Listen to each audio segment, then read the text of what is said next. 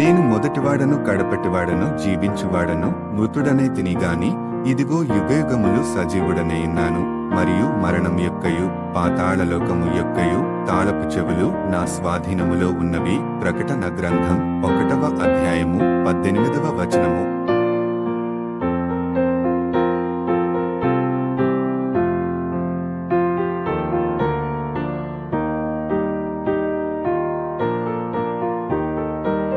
నేను మొదటివాడను కడపటివాడను జీవించువాడను మృతుడనే తినిగాని ఇదిగో యుగయుగములు సజీవుడనే ఉన్నాను మరియు మరణం యొక్కయు పాతాళలోకము యొక్కయు తాళపు చెవులు నా స్వాధీనములో ఉన్నవి. ప్రకటన గ్రంథం 1వ అధ్యాయము 18వ వచనము.